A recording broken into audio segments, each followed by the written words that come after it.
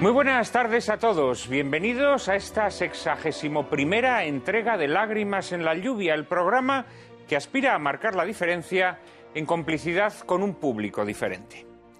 El próximo día 2 de febrero, festividad de la Presentación, se celebra, instituida por Juan Pablo II, la Jornada de la Vida Consagrada. Aprovechando esta ocasión, en Lágrimas en la lluvia dedicamos nuestro programa a esa multitud de admirables personas que han decidido poner en práctica los consejos evangélicos de pobreza, castidad y obediencia en su deseo de imitar más perfectamente a Cristo. Personas que, dedicadas a la oración, la penitencia, el servicio a los hermanos o el trabajo apostólico, a la vez que santifican sus vidas, enriquecen con una pluralidad de carismas la vida de la Iglesia y, por extensión, la de la sociedad en la que viven. El constante dinamismo y renovación de las diversas formas de vida consagrada, órdenes y congregaciones religiosas, institutos seculares, sociedades de vida apostólica, etc., ha tenido siempre por objeto conseguir más eficazmente la santificación. Y en esta búsqueda de la santificación, la vida consagrada, diversificada en mil maneras, ha sabido adaptarse a las muchas necesidades de la sociedad. Si analizamos la historia de la vida consagrada, comprobaremos que todas las reformas que en ella se han producido nacen de la repugnancia por la dulcificación de la disciplina y del deseo de una vida más espiritual, orante y austera. De los cluniacenses, por ejemplo, salieron los cistercienses y más tarde los trapenses, como de las carmelitas salieron las carmelitas descalzas, pero esta ley general de la vida consagrada, ascendente y desmundanizante, se ha invertido en los últimos tiempos, donde por primera vez en la historia hemos contemplado cómo las reformas han tenido una tendencia descendente y mundanizante. En esta asimilación del mundo, cuyas posiciones se adoptan porque se desespera de conquistarlo a partir de posiciones propias, quizás se halle la explicación a la crisis sufrida por la vida consagrada. Una crisis que empieza cuando los consejos evangélicos, en lugar de estructurar un género de vida más perfecto, se convierten en una especie de proyecto sociológico. Entonces, el fin primordial de la vida religiosa, que es la perfección propia a través de la santificación, se transforma en puro servicio al hombre. Y lo que tendría que ser un corolario o consecuencia natural, se convierte en sí mismo en vía de desarrollo de la personalidad de sus miembros. Este sutil deslizamiento en la esencia de la vida consagrada acabaría infiltrando en su seno el veneno de un secularismo que ha causado estragos, destiñendo y diluyendo lo específico de la vida consagrada, sea en la mentalidad o sea en la práctica. La vida consagrada se funda sobre un compromiso de la voluntad que se liga libremente a los consejos evangélicos de pobreza, castidad y obediencia. Cuando ese compromiso se relaja, cuando la observancia de los votos o promesas hechos por el consagrado se supeditan a su independencia o emancipación personal, es inevitable que la vida consagrada decaiga. Esta secularización de la vida consagrada ha tenido efectos estragadores que a nadie le pasan inadvertidos.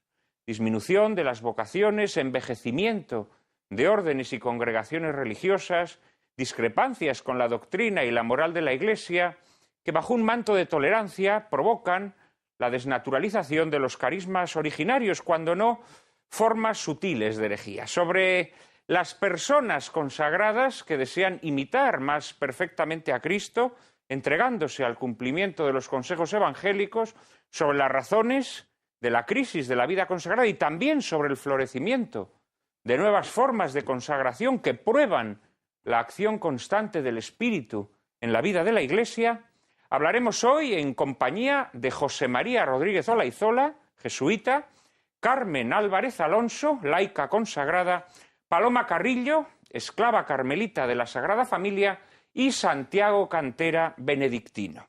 Les prometo un coloquio formidable, pero antes, como siempre, María Cárcava les anticipa la película que lo ilustrará. Muy buenas tardes, Juan Manuel, y muy buenas tardes a todos ustedes. Esta tarde les invitamos a que se queden junto a nosotros para ver una película dirigida en 1959 por Fred Zinnemann bajo el título Historia de una monja. Zinnemann es de sobra conocido por todos ustedes por firmar cintas como Solo ante el peligro, De aquí a la eternidad, Un hombre para la eternidad, Un sombrero lleno de lluvia o Chacal, entre otras. Robert Anderson, exteniente de la Marina norteamericana durante la Segunda Guerra Mundial, adapta para la gran pantalla esta historia novelada por Kathryn Hulme. De la magnífica fotografía de esta cinta se encargó Franz Planer, profesional de solvencia probada, como demostró en Vacaciones en Roma, Horizontes de grandeza o Desayuno con diamantes. De la música tomó las riendas Franz Waxman. Será la angelical Audrey Hepburn quien soporte toda la carga interpretativa del reparto, encarnando a una monja belga llamada la hermana Lucas, Gabrielle Van de Maal. En Historia de una monja asistiremos a las vicisitudes, a veces gozosas y a veces dolorosas, a las que tendrá que enfrentarse la hermana Lucas en su afán por conciliar su vocación religiosa y sus dotes para la medicina.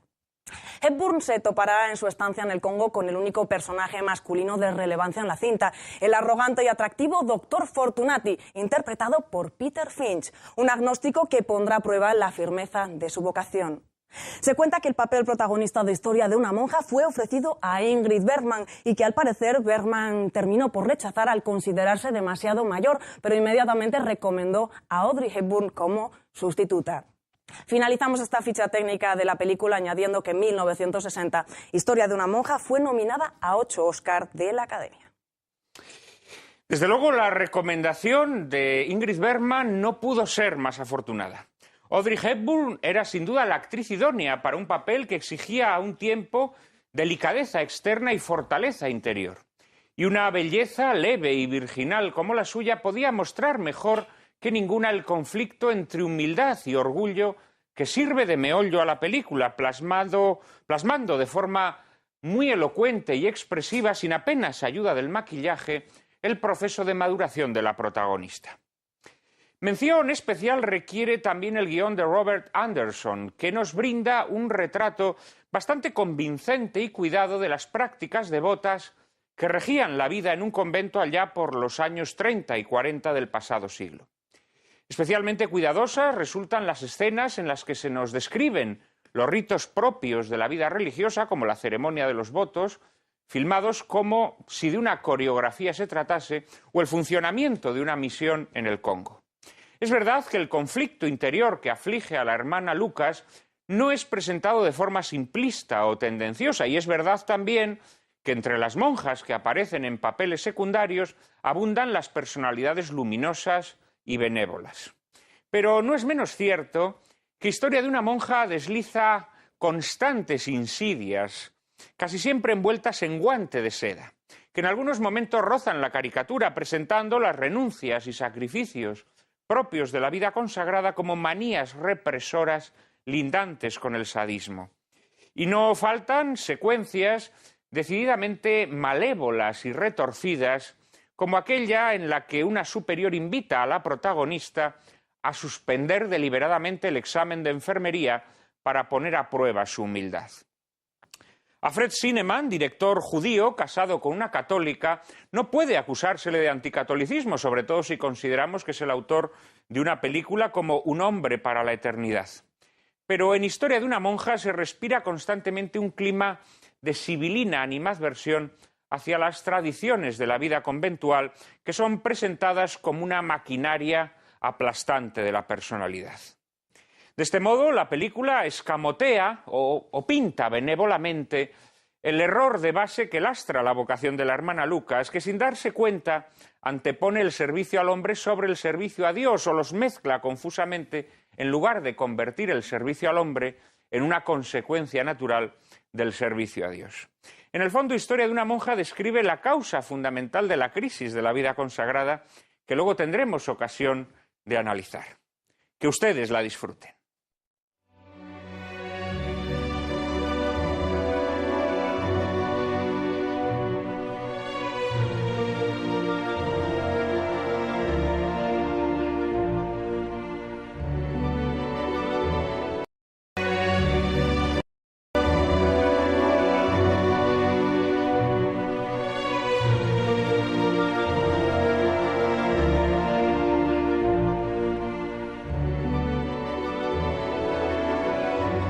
Muy buenas tardes, otra vez. Esa secuencia final de Historia de una monja en la que veíamos a Audrey Hepburn lanzarse a una nueva vida tras el fracaso de su vocación religiosa, seguramente les habrá transmitido cierta impresión de desolación y desvalimiento.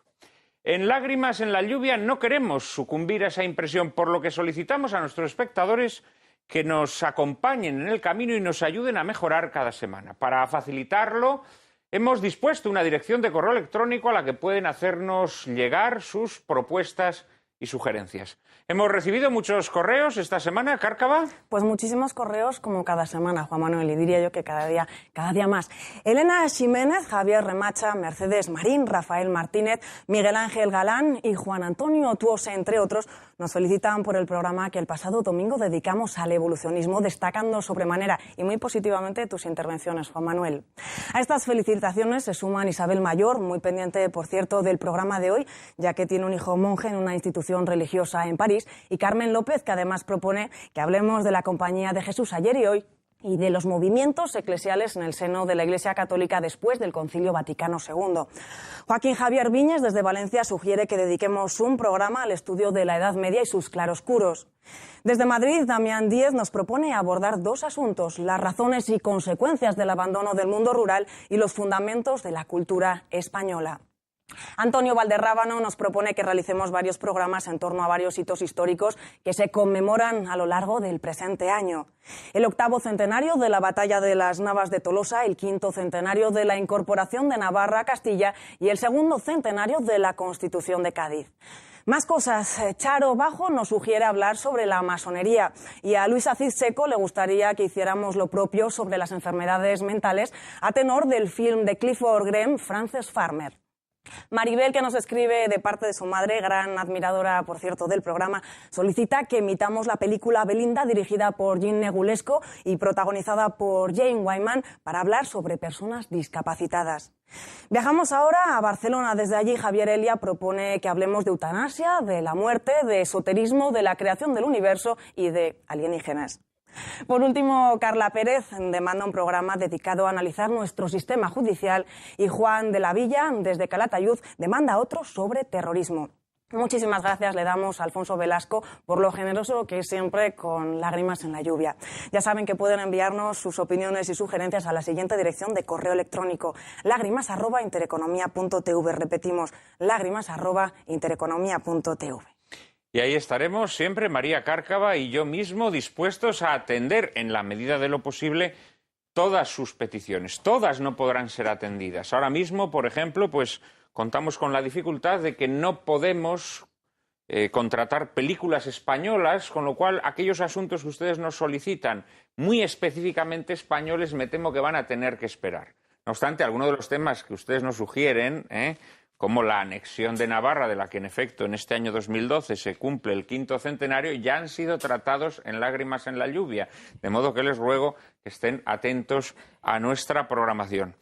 Por lo demás, tengo que agradecerles muy especialmente pues, los piropos que me han lanzado por mi participación quizá excesiva para lo que en un moderador corresponde en el último programa que dedicamos a evolucionismo. Hoy espero tener que intervenir mucho menos. Esta tarde, como seguramente habrán adivinado quienes se hayan incorporado durante la emisión de la película de Fred Zinnemann que acabamos de ofrecerles, Historia de una monja, vamos a hablar sobre vida consagrada. Y para hablar sobre vida consagrada contamos hoy también, como cada domingo, con un cuarteto de invitados de excepción que paso de inmediato a presentarles. Está con nosotros, en primer lugar, Santiago Cantera, de la Orden de San Benito. Es prior de la Abadía de la Santa Cruz del Valle de los Caídos y director de su escolanía. Doctor en Historia por la Universidad Complutense de Madrid, ha sido profesor en la Universidad San Pablo CEU de Madrid. Es autor de 15 libros, entre ellos La crisis de Occidente, San Benito o el medievo en su plenitud, La Virgen María en el magisterio de Pío XII, Historia breve de la caridad o este que tengo entre mis manos, recién salido de las imprentas. Así iban a la muerte, testimonios jóvenes de la guerra de España. Un libro en verdad admirable, un libro que a todo el que se acerque a él emocionará, porque es un libro en el que se recopilan y se comentan algunas de las últimas cartas que escribieron personas que fueron ejecutadas o asesinadas durante nuestra guerra civil, personas que murieron por razón de su fe, mártires, o personas que, muriendo por otras causas, eran católicas y en el momento de la despedida a sus seres más queridos mostraron cómo el perdón y el amor al enemigo eran el equipaje que se llevaban al cielo. Enhorabuena por este libro, Padre Santiago, Así van a la muerte, publicado por Voz de Papel, y muchísimas gracias por estar hoy aquí. Muchas gracias a ti, Juan Manuel, y encantado de poder participar. Es un placer. Como es un placer contar también con la presencia de una persona a la que admiramos y queremos mucho en Lágrimas en la lluvia. Se trata de Carmen Álvarez Alonso. Es doctora en Teología Dogmática por la Universidad Pontificia Salesiana de Roma. Profesora en la Facultad de Teología San Dámaso de Madrid y en el Instituto Lumen Gentium de Granada, donde enseña antropología teológica y sacramentos. Lo es también en el Pontificio Instituto Juan Pablo II para estudios sobre el matrimonio y la familia, donde imparte teología del cuerpo. Autora de obras como El Espíritu Santo y la Virginidad, o los 2 volúmenes de Lañas, libros de meditaciones escritos en colaboración con Juan Pedro Ortuño, es laica consagrada dentro de la Asociación Pública de Fieles Mater Dei. Carmen, muchísimas gracias por estar hoy aquí, y aunque no esté recién salido de las imprentas, tenemos que recomendar muy efusivamente a nuestros espectadores, a aquellos que quieran hacer lectura espiritual, los libros que has escrito en colaboración con Juan Pedro Ortuño, Lañas, ¿no?, que seguramente que podrán encontrar en las librerías religiosas y muy probablemente también en Internet, ¿no? Sí, también. Es una gran alegría tenerte entre nosotros, Carmen. Como es una gran alegría contar con la presencia hoy aquí de nuestra siguiente invitada. Se trata de Paloma Carrillo, es esclava carmelita de la Sagrada Familia, instituto religioso al que pertenece desde hace casi 14 años. Desde hace 2 es la formadora de postulantas de su congregación y en la actualidad cursa un máster en acompañamiento y discernimiento espiritual en la Escuela de Formadores de Salamanca, dependiente de la Compañía de Jesús. Al igual que la hermana Lucas, la protagonista de Historia de una monja, la hermana Paloma es enfermera. Hermana Paloma, muchísimas gracias por acompañarnos esta tarde. Gracias a ti, Juan Manuel. Y cerramos este cuarteto de invitados, no podía ser menos, naturalmente, dadas mis fijaciones y también las de nuestros espectadores que no cesan de pedirnos un programa sobre la Compañía de Jesús. Cerramos este cuarteto con uno de sus miembros. José María Rodríguez Olaizola, de la Compañía de Jesús, es licenciado en Sociología por la Universidad de Salamanca y en Teología por las Universidades Comillas de Madrid y Berkeley de California, Estados Unidos, donde se especializó en Sociología de la Religión. Actualmente trabaja en pastoral con universitarios en Valladolid y en la editorial Salterre. Entre sus obras destacamos En tierra de nadie, La alegría también de noche o Un mapa de Dios en busca de las estructuras de salvación. Acaba de publicar, y todavía no he podido leer, pero la próxima vez que lo traigamos a este programa ya le haré el debido comentario, este libro que tengo entre mis manos, Hoy es ahora, gente sólida para tiempos líquidos. Querido Padre Rodríguez Olaizola, muchísimas gracias por estar con nosotros hoy aquí también, visitando nuevamente el plató de Lágrimas en la lluvia. Muchísimas gracias de corazón. Encantado de estar otra vez. Bueno, y yo creo que deberíamos pasarle un poco el cepillo, ¿no?, o la garlopa a esta película que acabamos de ver, Historia de una monja. No sé qué os ha parecido.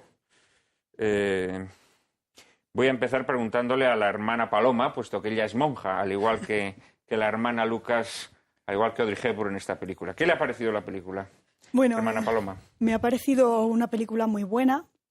Cinematográficamente es una gran película. La imagen que ofrece de la vida religiosa, por supuesto que hombre, pues dejaba mucho que desear para lo que yo estoy viviendo como vida religiosa, desde luego.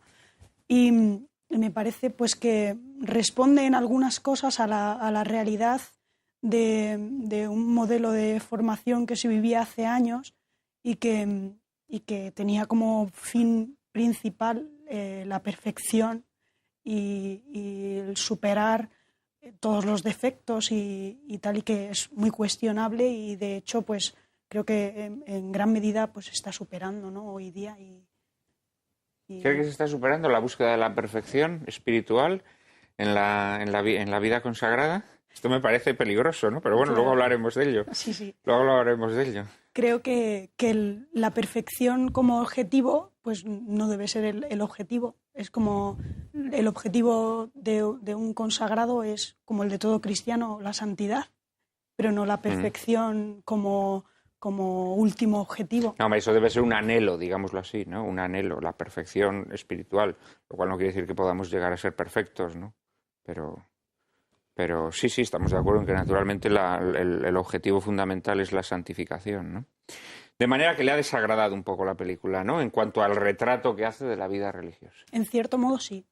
También he visto que, bueno... ¿No se ha visto reflejada en algunas de las situaciones por las que pasa la hermana Lucas en su formación, durante su noviciado?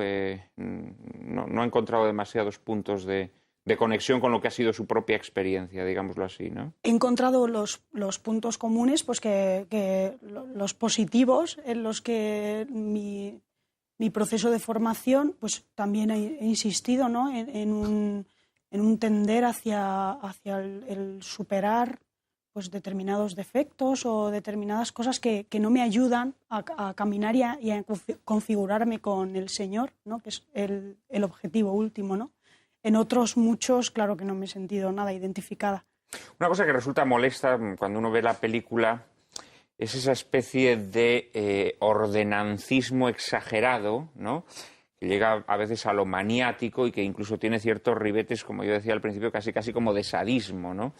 Que yo me imagino que eso es algo muy distinto a lo que se experimenta en una vocación, ¿no?, a la vida consagrada, me imagino, ¿no? Claro, hombre, uno experimenta una llamada muy fuerte y yo creo que hay que ayudar a las hermanas que comienzan, ¿no?, en el proceso formativo a tender hacia arriba, ¿no?, a tender hacia algo que está por encima de uno, porque lo cierto es que hay que superarse a sí mismo en muchas cosas y que el hombre pues tiene que tender a una autotrascendencia, ¿no?, y no a quedarse en sí mismo a ras de suelo. Pero lo cierto es que hay que enseñar el cómo llegar y no ser tan ingenuos y pensar que las pasiones o que determinados defectos van a desaparecer por sí solos o sencillamente reprimiéndolos, porque es ingenuo pensar que desaparecen. Después reaparecen con mucha fuerza y hacen mucho daño y han minado y siguen minando hoy en día pues muchas vocaciones. Y a José María, a nuestro representante de la Compañía de Jesús, ¿qué le ha parecido Historia de una monja? Pues no me ha gustado nada, ¿para qué vamos a engañarnos? O sea, me ha parecido cinematográficamente muy buena, la salva, por supuesto, sí, es una gran película, muy bien rodada, muy bien interpretada, pero vista desde el prisma de un religioso que intenta verse identificado con la vida religiosa que se plantea ahí, no me gusta. No me gusta, primero porque no creo que refleje lo que era la vida religiosa en los años 30. Supongo que refleja muchas cosas que sí eran, pero le falta un poquito el espíritu. Es decir, le falta en el fondo... Chicos, es que cualquiera que vea algo así dice, ¿pero qué hacen estas mujeres aquí? Y así. Es decir, bastante que aguanta 9 años.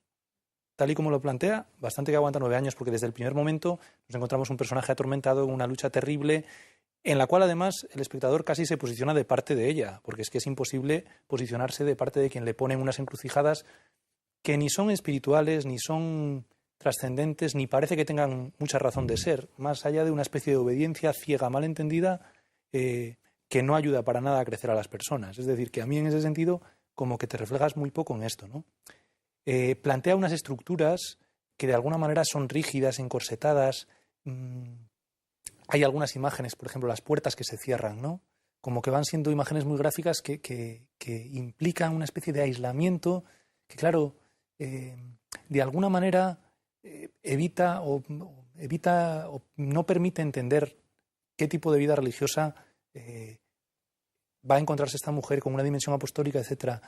Creo que tú planteabas al principio, y ahí posiblemente tengamos un punto de desacuerdo, como una especie de conflicto entre la vida espiritual y la vida apostólica cuando coluden, y entonces al final una falsa comprensión del servicio termina llevando a que las personas no puedan tener una vida No, pero yo no espiritual. planteaba que hubiese ningún punto de colisión en modo alguno, ¿no? No, yo lo que decía es que quiero decir que cuando la vida religiosa pierde su sustancia, digamos, Claro. que es el servicio a Dios, pues claro, el servicio al hombre se puede convertir pues en una especie de filantropía, ¿no? Eso Claro. es lo que quería decir. Es decir, Vale. que en la vida religiosa el servicio al hombre, la labor apostólica, naturalmente, tiene que nutrirse Claro, sin embargo, efectivamente, de la fe, ¿no? en la película, desde luego, sí que plantea, hay un momento que a mí me resultó quizá el más enervante de todos, es el momento en el cual, en una discusión con una superiora, la hermana Lucas, pues un poco se le plantea al decir, mira, tú no has entrado para ser enfermera, sino que has entrado para ser monja. Y entonces, como que la conclusión que se saca de esto es, hay un momento en el cual ya no puedes atender a los enfermos, ¿no? Claro, yo creo que está mal resuelto ahí, o mal planteado el conflicto, porque efectivamente, o sea, hay algo más en la interioridad de esta persona, en su manera de consagrar su vida, etcétera, que va más allá de ser enfermera. Pero no es que sea alternativo, sino que lo engloba. Y entonces, en este sentido, hay un momento en el cual la urgencia de una persona que tienes entre las manos, eso es una urgencia real, concreta. La cuestión es integrarla y vivirla de tal manera y con un elemento de trascendencia que te haga darle sentido, que no te lleve a quemarte, ¿no? Lo que pasa es que yo creo que, vamos a ver, un religioso es enfermero, como es, por cierto, la hermana Paloma, o maestro, o, en fin, los mil y un carismas... los mil y un carismas de la persona se expresan a través de su vocación, naturalmente que lo es, pero es enfermera como una forma de expresar su vocación religiosa, una forma para la que está especialmente dotada, ¿no? El problema de la hermana Lucas es que yo creo que ella ingresa en el convento para poder desarrollar mejor su vocación de enfermera. Esto es una cosa que se percibe a lo largo de toda la película. Ella tiene una ansia de dedicarse a la medicina, es hija de un médico, quiere llevar al máximo las potencialidades de su vocación de enfermera, y de alguna manera da la impresión como que se mete monja porque así va a poder desarrollar mejor esa vocación. Claro, lo cual en una época en la que además efectivamente las monjas eran con mucha frecuencia las únicas enfermeras, ¿no? Claro, lo Entonces, cual... claro, esto es peligroso, ¿no? Claro, pero eso precisamente también como de alguna manera dinamita el planteamiento de la película, porque es historia de una monja con una vocación mal discernida desde el principio, ¿no? Claro, es lo que yo quería tenemos decir. un problema ya de raíz, o sea, Claro. nunca nos encontramos un personaje que viva con pasión, con alegría de vivir, o sea, nos encontramos una persona constantemente obligada a reprimirse, a negarse, es decir, una concepción de la vida religiosa que es que, vamos, te dan ganas... Si es así, Sí, yo creo que ese vamos, es ¿quién vive esto? el quid de la película, es que hay un error de discernimiento de raíz, que el director y el guionista tratan de disimular o maquillar. Y para disimular o maquillar, ¿qué hacen? Pues cargar las tintas. Es decir, pues sacar situaciones un poco caricaturescas, ¿no? Repito, ese ordenancismo, ¿no? Estéril y absurdo, que además no implica ninguna mejora ni perfección en el religioso, sino que, hombre, esa escena que yo comenté antes, ¿no? Del examen, eso es absolutamente infumable, o sea, infumable en cualquier orden, congregación religiosa. Eso es de un ensañamiento gratuito que no tiene ningún sentido. Pero claro, todo eso se hace para disimular el error de base, que yo creo que es un error de discernimiento en la vocación de la protagonista, ¿no? Carmen, no sé qué te parece la película. Coincido con vosotros en que técnicamente es salvable, pero bueno, es verdad que, a ver, a mí me parece que gracias a Dios la vida religiosa ya no es así, o sea, es una imagen de vida religiosa muy preconciliar, ¿no? Me parece que enfatiza aspectos que son muy parciales y además fuera de contexto. El tema de la disciplina, la penitencia, el tipo de oración en el que se insiste, una oración muy vocal, la forma de hablar con los superiores, siempre de rodillas, no hay posibilidad de expresar sentimientos, cómo se presenta la obediencia o la autoridad. Hay palabras, por ejemplo, que no aparecen o temas de la vida consagrada que son nucleares como es, por ejemplo, el tema de la comunión, la fraternidad, la idea de comunidad que aparece ahí, la palabra amor, que es clave para entender el corazón de la vida consagrada, aparece de refilón y o sea, la idea central, que es el motor y el sentido de la vida consagrada, que es el misterio de Cristo, el seguimiento de Cristo, el enamoramiento de Cristo, aparece siempre en segundo lugar. El sacrificio para ser monja perfecta y a partir de ahí vendrá la unión con Dios. Reprimir las pasiones para unirse a Dios. O sea, Cristo siempre aparece en segundo lugar, ¿no? Bueno, yo la impresión que he sacado al final de la película es decir, esta monja no tiene vocación. ¿Hay un problema de discernimiento? Claro que sí, pero o sea, ¿cuál es la motivación de fondo para una entrega de por vida a un Dios que enamora? No es, por supuesto, ni el espejismo del Congo, es decir, el servicio a los demás, potenciar la profesión de la medicina, tal. Y me parece que también muy de refilón se plantea el tema de la familia. Creo que el personaje, la hermana Lucas, entra un poco, o sea, para intentar demostrarse a sí misma y ante el padre que es capaz de eso, ¿no? Hay una frase al principio de la película, ¿no? Que un diálogo entre el padre y la hermana Lucas que me parece la clave, ¿no? Ella, a punto de entrar en el convento, le dice al padre, quiero demostrarte que soy capaz de esto, ¿no? Y el padre le dice, no quiero sentirme orgulloso de ti, quiero que seas feliz. Esa es la clave, ¿no? Es decir, hasta qué punto la hermana Lucas entra por demostrarse a sí misma y al padre que es capaz de eso, lo que el padre llama la tenacidad, y hasta qué punto o sea, se plantea el tema de la vida consagrada como un camino de felicidad. Es decir, hay muchos temas que se plantean que son importantes en la vida consagrada, pero me parece que muy descontextualizados, muy enfatizados de una manera muy fría. Y después, por lo que a mí me toca, me parece que es muy parcial a la hora de presentar no la vida religiosa, que es una forma de seguimiento a Cristo, sino la vida consagrada. Está ausente la vida consagrada laical, que es un gran paso que ha dado la Iglesia, no solo fruto del concilio, ya antes. Es verdad que en la época en que se realiza la película, pues todavía no se planteaba la posibilidad de una consagración secular, ¿no? Pero hasta en eso me parece parcial, muy parcial.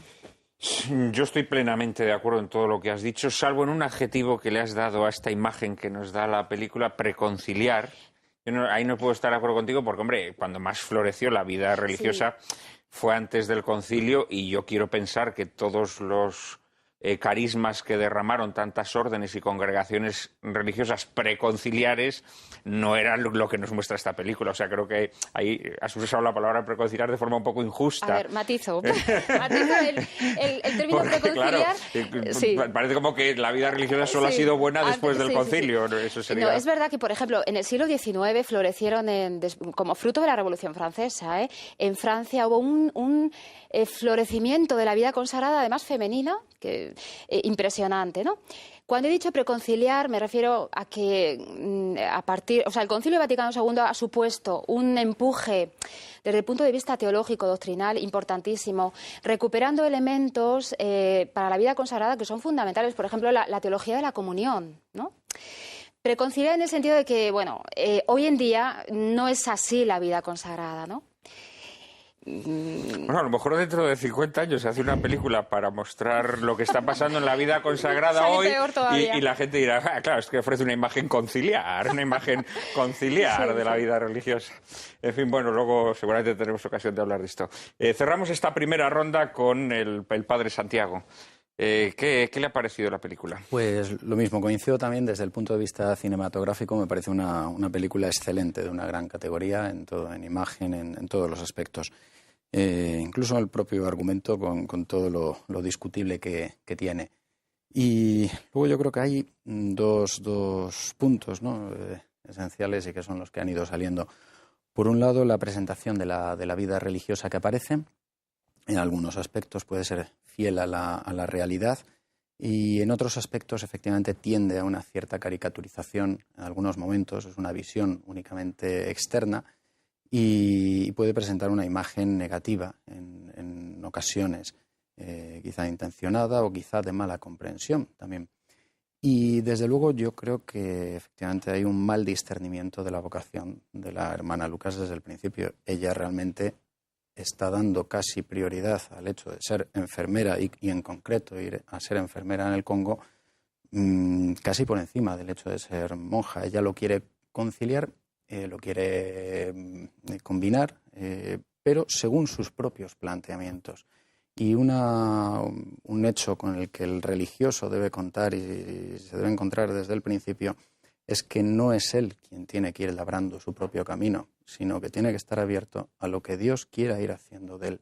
Y cuando uno se abre a Dios en este planteamiento de una apertura total de corazón, de miras hacia Él, pues esas cualidades humanas que lleva acabarán saliendo. Y ella, yo creo que desde otro planteamiento podía haber acabado siendo enfermera en el Congo, desarrollando todas sus cualidades para este aspecto.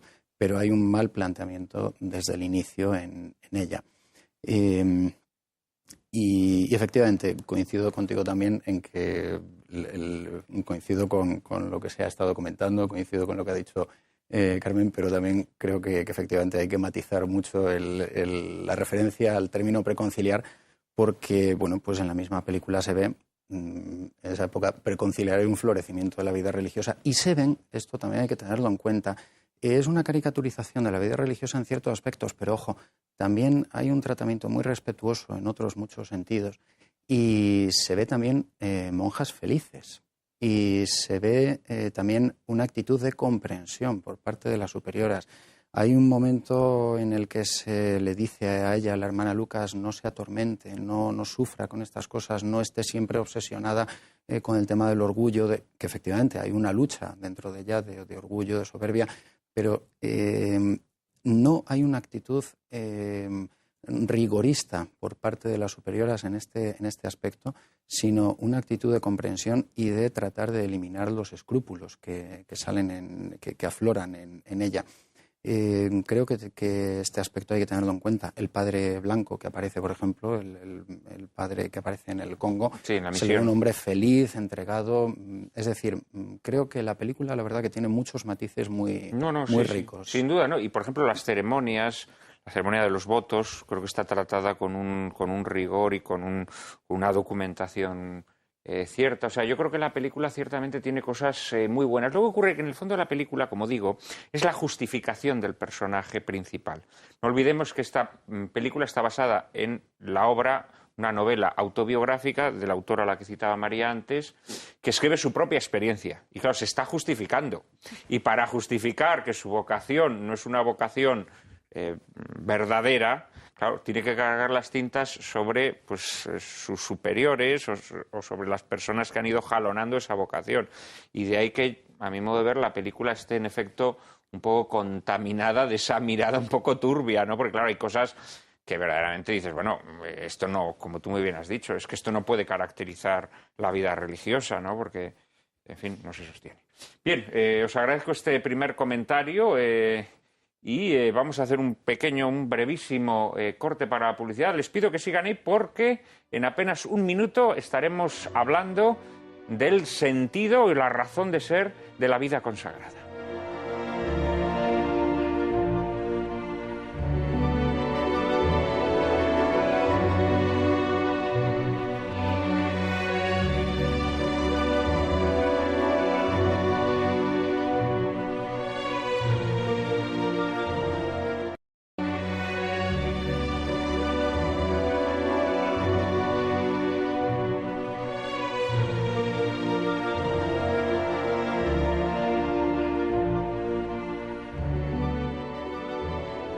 Muy buenas tardes, otra vez. Aquí estamos con todos ustedes hablando hoy, en vísperas de la Jornada Mundial de la Vida Consagrada, de esta forma de vocación religiosa. Vamos a tratar de conocer mejor cuál es el sentido, la razón de ser, la esencia de la vida consagrada, y vamos también a tratar de conocer mejor cuáles son los carismas que se expresan a través de esta vocación. María Cárcava nos introduce en el asunto. Hablamos hoy de vida consagrada, Personas que vocacionalmente deciden entregar su vida a Dios por entero, siguiendo, además de los preceptos comunes para todos los fieles, los consejos evangélicos de pobreza, obediencia y castidad, en una búsqueda normalmente en comunidad de la perfección personal mediante el encuentro con Cristo. Podríamos afirmar con palabras más sencillas que la vida consagrada supone la entrega plena y sin reservas de la persona por y para Dios. La consagración puede ser vivida de distintas maneras, como contempla el Catecismo de la Iglesia Católica. Vida eremítica, con un apartamiento más estricto del mundo, vírgenes consagradas llamadas por el Señor para entregarse a Él enteramente, vida religiosa, en la que se integran las órdenes y congregaciones dedicadas tanto a la vida contemplativa como a la vida activa, caracterizadas por la vida en comunidad. Los institutos seculares, en los que los fieles laicos viviendo en el mundo aspiran a la perfección de la caridad y se dedican a procurar la santificación del mundo desde dentro de él, y sociedades de vida apostólica cuyos miembros, sin votos religiosos, buscan el fin apostólico propio de la sociedad. Puede afirmarse, pues, que su elección es la respuesta más sincera y la más cercana a la invitación de Jesús recogida por San Mateo. Si quieres ser perfecto, ve, vende todo lo que tienes y dalo a los pobres. Así tendrás un tesoro en el cielo. Después ven y sígueme. Benedicto XVI afirmaba el pasado mes de octubre en Calabria lo siguiente: retirándose en el silencio y en la soledad, el hombre, por así decirlo, se expone a la realidad de su desnudez.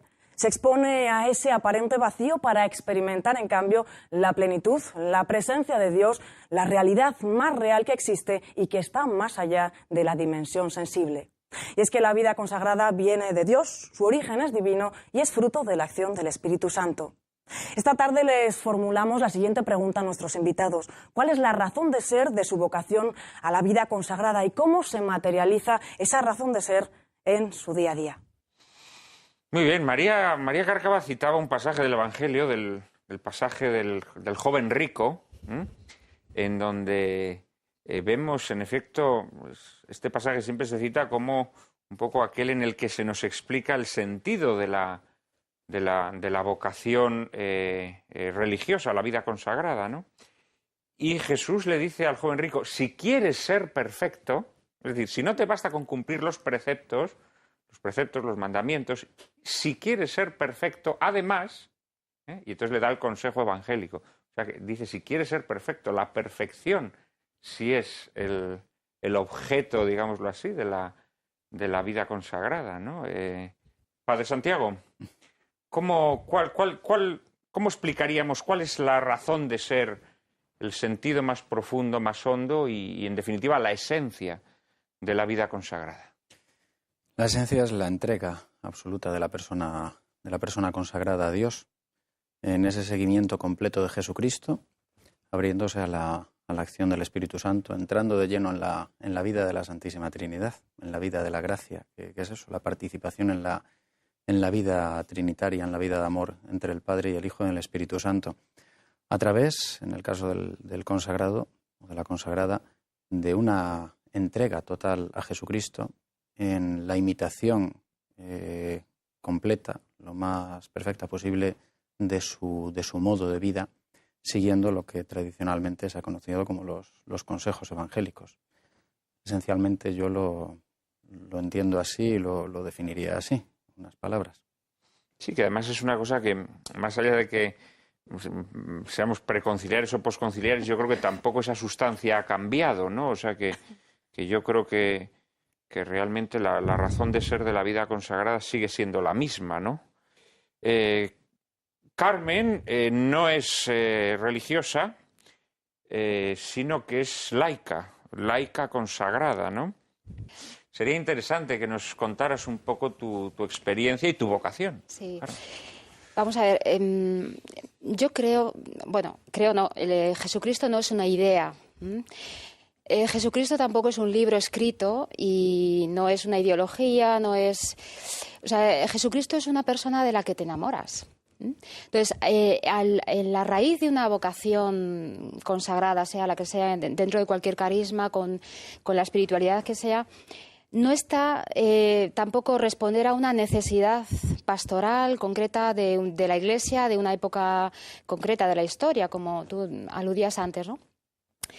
En el fondo de una vocación, en la raíz, en el principio, en el origen de una vocación, hay una experiencia personal, de encuentro muy personal con un Dios que es muy personal y del cual te enamoras. O sea, a la raíz de la vida consagrada ha de estar siempre el amor.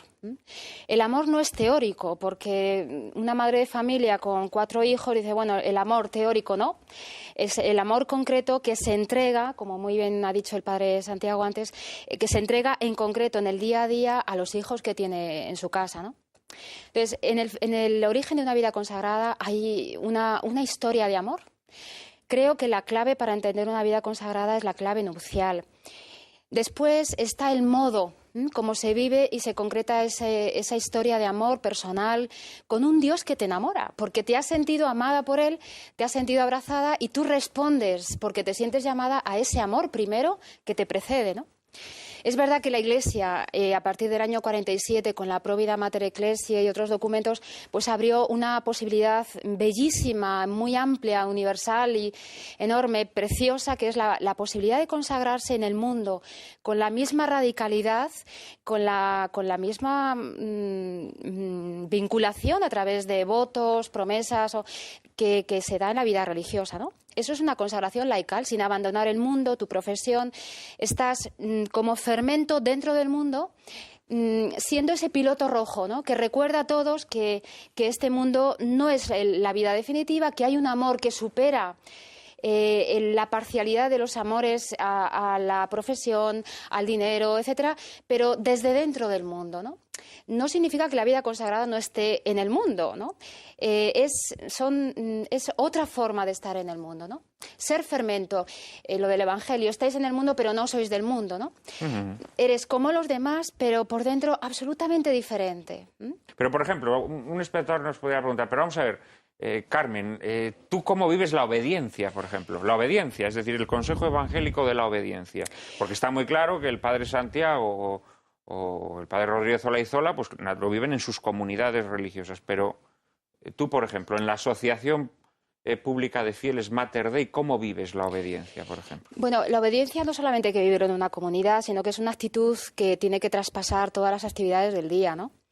Es vivir la obediencia. Yo, en mi caso, me planteo cómo vivir la obediencia en mi trabajo, pues en los deberes propios de mi profesión, los deberes propios de mi apostolado, ¿no? Es verdad que en mi caso particular pues no tengo un superior de una comunidad porque no es mi caso, ¿no? Es propio de la vida consagrada secular no vivir en comunidad, sino en lo que se llama grupos de vida fraterna, ¿no? Siempre hay un responsable del grupo y, es decir, siempre hay alguien por encima de ti, ¿no? Pero la obediencia no es solo en el ámbito de la comunidad, sino obediencia a la Iglesia, obediencia, o sea, la actitud obediencial, cómo la vives tú en tu profesión, en el apostolado, en tus deberes religiosos, ¿no? Cómo obedezco yo a ese plan de vida concreto, de vida espiritual que yo tengo que vivir, mi oración diaria, mi participación en los sacramentos, la Eucaristía, cómo hago de la Eucaristía el centro. Es decir, son actitudes, ¿no? La pobreza. ¿Cómo vivo la pobreza? Pues es verdad que la pobreza en una consagración laical tiene que estar muy acomodada a la circunstancia laical, ¿no? A mi profesión, bueno, pues a ese saber estar en el mundo. Pero eso no quita radicalidad, ¿no? Entonces, hay pobreza, o sea, la pobreza yo me la planteo no solo en lo material, sino también, sobre todo, interior, espiritual. Es decir, cuáles son mis ambiciones, ¿no? Cuáles son mis prioridades. Deseo hacer carrera, me gustaría vestir mejor, me gustaría ocupar primeros puestos, es decir, que la obediencia, la pobreza, la virginidad. La virginidad pues no es solo renuncia al contrario, la virginidad consagrada es una forma distinta, muy distinta de vivir la sexualidad, la feminidad o la masculinidad, ¿no? Entonces, eso en el mundo. Bueno, pues las formas, las circunstancias no sustituyen lo esencial, que es la obediencia, pues primeramente a los pastores de la Iglesia, a mi director espiritual, a las pautas que yo vaya viendo a la luz de la oración, es decir, el plan de vida y el régimen de vida que yo he elegido por libremente, ¿no? ¿Podrías decir a nuestros espectadores cuál es el carisma de la asociación Mater Dei? Sí. ¿Cuál es su...? Mater Dei significa Madre de Dios. Sí. Claro, la idea inspiradora es la maternidad divina de María. María siendo Madre de Dios, eso es en realidad el modelo de todo bautizado. Todos estamos llamados a ser madre o padres de Dios en todos los hombres que nos rodean, ¿no? Es decir, es una vocación de todos los bautizados. Claro, ¿dónde veo yo concretada esa vocación a la maternidad y paternidad espirituales? En la Iglesia. La Iglesia es, antes que jerarquía y antes que institución... Mater et magistra. Mater et magistra, sí, señor. La Iglesia es madre. Y yo, si no me siento hijo, no obedezco a la Iglesia, ¿no? Entonces, vivir la maternidad espiritual, la paternidad espiritual, primero en la Iglesia, sentirme hijo de la Iglesia, para sentirme hijo de Dios, y ser madre y padre de Dios en las almas, en las personas, en los hombres con los que yo a diario tomo un café, trabajo, me encuentro en la compra o en un atasco, en ser madre de Dios, ¿no? De la vida de Dios en las personas que se me acercan. Y dirigís vuestra actividad sobre todo a familias, a parejas, sí, principalmente, a matrimonios, sí, ¿no? Sí. Ahora, de momento, sobre todo... De todas las edades, recién casados o que lleven... Viudos, de todas las edades. O recién celebradas las bodas de oro, vamos. Sí, porque en el fondo todos, seamos viudos, jóvenes, somos seres familiares, tenemos todos una referencia a la familia de muchas maneras.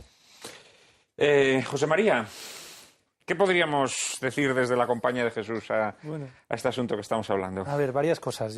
Primero por ecos, ¿verdad? Retomo el tema de la perfección, ¿verdad? Porque me parece que no comparto el que el joven rico hable de la vida religiosa solo. Es decir, me parece que es una imagen evangélica que de alguna manera nos habla a todos, o sea, sobre en el fondo cómo vivir el seguimiento. Que teológicamente, tradicionalmente se ha interpretado vinculándolo a la vida religiosa, bueno, cabe esa interpretación y caben otras. Que la vida religiosa se entiende... Permíteme. No, lo que pasa es que en el pasaje sí que hay, digamos, dos partes. Es decir, ¿qué tengo que hacer? Pues Jesús le dice, pues ya sabes, pues amar a Dios, amar al prójimo, no matar, no sé qué, los preceptos, digámoslo así, ¿no? Y luego dice, pero yo ya todo eso ya lo hago. Entonces, ¿qué más tengo que hacer? Y entonces él le dice, si quieres ser perfecto... Claro, y vuelvo a lo mismo. O sea, y entonces hay una interpretación que dice, es que hay gente que vive la fe y luego están los perfectos que se hacen religiosos. Eso me parece un error. O sea, y eso ciertamente no es la teología contemporánea, ni del laicado, ni de la... De hecho, hay gente que vive su matrimonio, su vocación al servicio de los hijos, al cuidado de una familia, con un nivel de compromiso, de sacrificio, de renuncia, etcétera, que nos da mil vueltas a un montón de religiosos. Entonces, por eso quiero decir que es que hay una concepción de que es que la vida religiosa es más perfecta. Eso sí que está, de alguna manera, superado. No, pero hay una aspiración de perfección mayor. No. ¿No? No, creo que no. No, claro. Sí, si esta es la cosa nueva, ¿no? Que no hay diferencia entre el sacerdocio ministerial y el sacerdocio común de los fieles, que no hay diferencia entre la vida religiosa y la vida común. Yo creo que sí hay diferencia, ¿no? Sí, no he dicho que no haya diferencia, he dicho que no es esa. Claro, es decir, el tema es, yo creo que la diferencia no es esa, una diferencia de calidad en el seguimiento, no es esa. Es la diferencia de una mayor perfección en el seguimiento de Jesucristo, no lo es. O sea, la diferencia radica en la manera, en el tipo de mediación. Hay una mayor imitación de Jesús, ¿no? En cualquier caso, yo creo que es el tema de la mediación. O sea, yo creo que hay acentos distintos. La consagración del religioso sigue a Jesús de una manera e imita a Jesús de una manera. El amor mediado y concreto en la familia sigue a Jesús e imita a Jesús de una manera, pero en ambos casos se persigue una perfección. ¿Cuál es esa perfección? La perfección del amor, es decir, amar bien. Amar bien. Y esta es la clave. Si lo único que se persigue es una especie de perfección personal que queda reservada solamente a gente que elige un tipo de vida, eso primero minimiza el tipo de vocación de otras personas, minimiza la calidad de seguimiento de otras personas que lo tienen y además termina reduciendo a una especie de esfera muy difícilmente imitable o perseguible que queda reservada para unos pocos perfectos la vida religiosa cuando no es así. O sea, en la vida religiosa también hay mucha fragilidad, mucho pecado, mucha limitación al seguimiento y en ese sentido creo que de alguna manera la cuestión es ver dónde está la clave de la vida religiosa. La clave de la vida religiosa está en el tipo de mediación o el tipo de radicalidad. Es decir, yo creo que hay ahí una especie de, poner la raíz directamente y sin mediarlo a través de otro tipo de vinculaciones absolutas. Y cuando digo vinculaciones absolutas, quiero insistir en ello. ¿Por qué? Porque lo que quiero decir es, no quiere decir que no haya otras mediaciones. O sea, hay otras mediaciones. O sea, nosotros estamos llamados, por ejemplo, en la vida religiosa apostólica, de la que yo puedo hablar un poco, a lo mejor más, pues entonces ahí hay una vinculación bien concreta a personas a las cuales estamos llamados a servir. Y esa es una mediación. Es verdad que en ningún caso se convierte en una mediación que digas, esto es mi todo. No, mi todo no. O esto es un poco con lo que yo me he vinculado para siempre y en mi vida de una manera, pues con una fidelidad concreta e inmediata, ¿no? Falta eso, ¿no? Pero entonces yo insistiría mucho en esto, porque si no, sí que terminamos creando una teología de los puros y una teología de los que no han sido capaces de dar esos pasos. Y eso no puedo estar de acuerdo. No, José María, pero no es hacer estamentos en ese sentido de puros o menos puros. Lo que sí es evidente es que nuestro Señor fue casto, fue pobre y fue obediente. Y lo que también queda muy claro en la lectura de los evangelios es que para ser casto, pobre en el grado en que lo fue Jesús, para ser obediente hasta el extremo de entregar la propia vida, y para ser casto por el reino de los cielos, evidentemente se requiere una imitación más fuerte de Cristo que la que pueda tener cualquier persona que no es casta, ni pobre, ni obediente. Pero no mejor. Lo cual, no sé si mejor o no, yo creo que sí, que mejor. Porque si nos cargamos eso, entonces también nos estamos cargando la pobreza, la castidad y la obediencia de Cristo. No. Que podemos decir, hombre, si no hubiese sido casto, ni pobre, ni obediente, podría haber sido exactamente igual. No. Es que eso también me parece peligroso. Es un argumento de ida y vuelta, porque entonces podemos llegar a la conclusión de, bueno, Jesucristo ¿para qué fue casto? ¿Para qué fue pobre? ¿Para qué fue obediente? Podría no haberlo sido y haber sido igual de bueno. Creo que ahí hay un matiz, ¿no? Carmen. Sí. Vamos a ver, yo entiendo lo que dice José María, que es verdad que Cristo fue pobre, casto y obediente, es verdad, pero es que ese modelo de Cristo es la vocación y el modelo para todos los bautizados. O sea, los consejos evangélicos, no los votos, pero los consejos evangélicos son la vocación vinculante para todos los bautizados y confirmados. ¿Dónde está la diferencia? En que unos somos más perfectos y otros no va por ahí, ¿no? En el modo de vivir esos consejos evangélicos, pero esa es la vocación de todos los bautizados. Es verdad que una pobreza no se vive de la misma manera en el matrimonio que una vida contemplativa o en el mundo, ¿no? Pero cuidado, porque Cristo, ese Cristo que es pobre, virginal, obediente, es el modelo de toda la Iglesia, todos los bautizados. ¿Dónde está la diferencia? ¿En el grado? No, en el modo. Si el modelo está claro, el espejo está claro, pero lo que también está claro es que quien decide que la vida consagrada es su vocación no lo ve solamente como un modelo o un reflejo al que debe aspirar, sino que decide ser igual. Claro. Cosa que yo, por ejemplo, no he decidido, y no estoy obligado a hacerlo. Pero partiendo siempre del bautismo. Es decir, sí, pero yo no estoy obligado a ser casto hasta el extremo en que lo es una persona que asume un voto de castidad, ni estoy obligado a ser pobre como lo es una persona que asume un voto de pobreza, ni obediente hasta el extremo en que lo... O sea, yo creo que hay una diferencia. Porque los votos, yo me obligo, porque quiero libremente, a vivir los consejos mediante votos. Pero los consejos evangélicos, no los votos, los consejos evangélicos son vocación para todos los bautizados. Es decir, no se habla de la perfección, de mayor o menor grado de perfección, sino el estado de perfección, y los demás estados no son de perfección, sino la perfección de todos los estados. ¿Qué es la perfección en qué? En los votos, no en el amor, en la caridad. Pero cuidado, porque los consejos evangélicos, no los votos, los consejos, la pobreza, virginidad, obediencia y otros, ¿no? Son la vocación para todos los bautizados. Porque si no caemos en las vocaciones de primera categoría, de segunda categoría, los mejores y los peores, y los que somos de una pasta especial, ¿no? No, pero si es que yo creo que eso en el Evangelio está muy bien dicho. O sea, Jesús dice que, claro, ser casto por ser casto no tiene sentido, pero si eres casto por el reino de los cielos sí tiene un sentido. O sea, que él lo dice muy claro. Además utiliza la palabra eunuco, no casto, ¿no? Utiliza una palabra mucho más dura. Pero eso tiene un sentido también, ¿no? Hombre, la castidad conyugal, por ejemplo, también es por el reino de los cielos. No se vive mediante un voto, pero también forma parte de una espiritualidad, que es la espiritualidad conyugal. Sí, Carmen, sí, pero sí. Lo que pasa es que hablar de castidad conyugal me parece muy hermoso, pero cuando hablamos de castidad referida a los votos religiosos, estamos hablando de una cosa que nada tiene que ver con la castidad conyugal, evidentemente. Yo creo que, porque si no, claro, englobamos demasiadas cosas dentro de una palabra y yo creo que ahora aquí estamos hablando específicamente, pero bueno, no me gustaría específicamente de lo que es el voto de castidad en una vocación a la vida consagrada, pero no me gustaría centrar tanto este tema en fin, en esta cuestión, no sé si teológica o a lo mejor es que yo soy demasiado preconciliar, no lo sé.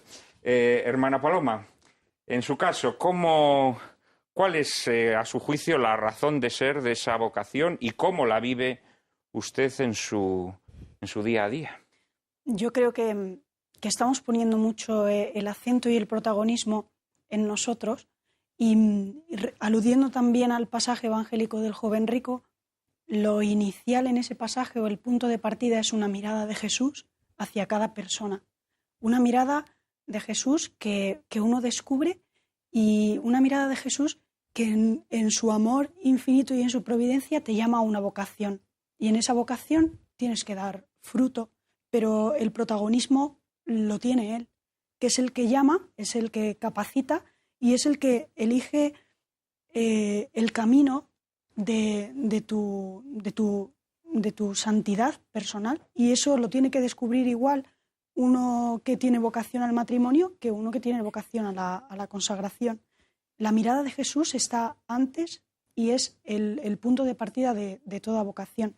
Y en ese caso, pues estoy de acuerdo con lo que decía Carmen antes, ¿no? El amor es lo esencial, ¿no? El amor es la lanzadera para cualquier vocación, especialmente para la vocación consagrada. Bueno, especialmente no, también, por supuesto. Que el amor de Dios que se fija en uno y le elige para un camino y le acompaña y le transforma, pero que Él es verdaderamente el protagonista de tu proceso de transformación. Yo creo que en eso los místicos, nuestros místicos españoles, San Juan de la Cruz, Santa Teresa, especialmente, que son los que más conozco yo y de los que más alimenta mi vida espiritual, ¿no? Pues tienen mucho que decir, ¿no? En realidad, la vida espiritual y la vocación es un amor que le desborda a uno y que le asombra y con el que recibe la fuerza, la alegría y la pasión para entregar la vida. Porque uno solo puede entregarse cuando se ha sentido amado previamente y si no, no puedes entregarte. Y yo en mi día a día, pues no sé, yo lo intento vivir pues en mi entrega cotidiana, especialmente en el amor al prójimo más prójimo mío, que es mis hermanas de comunidad, por supuesto, y la gente, las personas que el Señor ha puesto en mi camino, que yo tengo que evangelizar y tengo que entregarme a ellos, y recibo, por supuesto, la fuerza, la energía y el amor del Señor, ¿no? Es como ir dejándole a Él, que a través de mí, de mi persona, pues se encarne, ir dejando, como decía Sor Isabel de la Trinidad, ir siendo una humanidad suplementaria para Jesús, a través de mí, que pueda mirar, que pueda hablar, que pueda tocar a los demás y que pueda amarles. El carisma específico de su congregación, hermana, es también el acompañamiento a familias, ¿no? Supongo, ¿no? Al tener de la Sagrada Familia, me imagino que algo tendrá que ver, ¿no? Pues sí, con también, la familia, especialmente, ¿no? Nosotros nos dedicamos a evangelizar en muchos campos, especialmente en las parroquias, y también tenemos un matiz muy especial para el acompañamiento y la evangelización de las familias.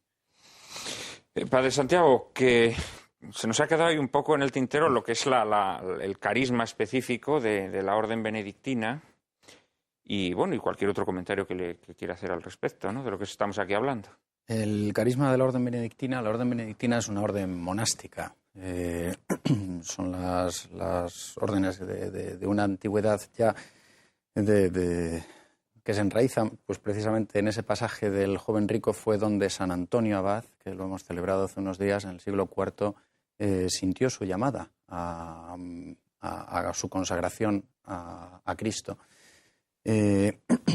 Y dio inicio al monacato, a la vida monástica. Y la vida monástica es esencialmente una vida contemplativa, de búsqueda absoluta de Dios, en un ambiente de silencio, de retiro, con un esfuerzo ascético por parte de la persona, para entregarse completamente a Él, en una vida que combina tres aspectos. Fundamentalmente ordenan la vida del monje, que son la vida de oración, la vida de trabajo y la lectio divina, o lectio divina, la lectura espiritual bajo la guía del Espíritu Santo, que se encamina a la oración. Y en conexión entre el trabajo y la lectio, pues surgió también como una faceta importante el estudio. Y la orden benedictina recoge este carisma. Después, la propia evolución de la vida monástica y los benedictinos en concreto, pues muchas veces ante las necesidades exteriores y el requerimiento de la Iglesia, pues ha tenido que asumir en muchas ocasiones una llamada también a un apostolado en diversas dimensiones, social, educativo, etcétera, y saliendo de lo que es su origen más propiamente contemplativo, pero sin perderlo nunca. Esto es lo que define, básicamente. Y en ese sentido, pues la orden benedictina también se ha caracterizado mucho a lo largo de los siglos por el cultivo de la liturgia, el culto divino, el solemnizar la liturgia, dada su vocación a la oración. Y esa es quizá uno de los rasgos más característicos de la orden benedictina a lo largo de los siglos. José María, en la Compañía de Jesús es la vida apostólica, digámoslo así, ¿no? ¿Cómo le podríamos explicar pues casi a nuestros espectadores esa vocación específica de la Compañía de Jesús? Pues casi retomo un poquito y sería como mostrar la dimensión complementaria, ¿no? En nuestro caso, el corazón de la espiritualidad ignaciana, que está detrás de la vida de los jesuitas de una manera radical, es ser contemplativos en la acción.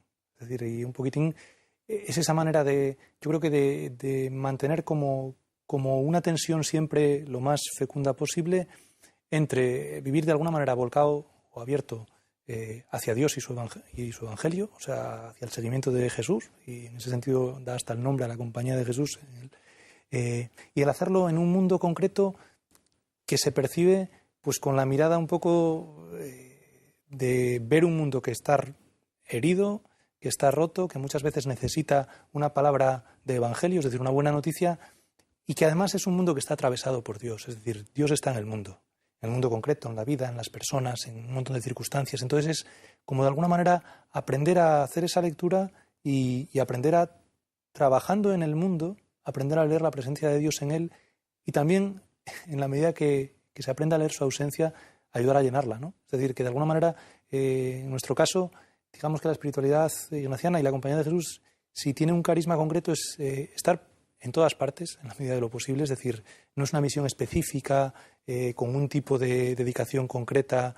Es decir, hay quien está en la educación, hay quien está en la investigación, hay quien está en misiones, hay quien está... Es decir, tratar de abarcar todos los ámbitos. Y en todos esos ámbitos, de alguna manera, aprender a leer desde una mirada creyente la realidad y en la medida de lo posible, a transformarla, ¿no? Para hacerla de verdad más evangélica. Bueno, pues ya lo han escuchado ustedes, estas diversas miradas sobre la vida religiosa que, como ven, confluyen en lo fundamental, en lo esencial. En un minuto estaremos de vuelta con todos ustedes.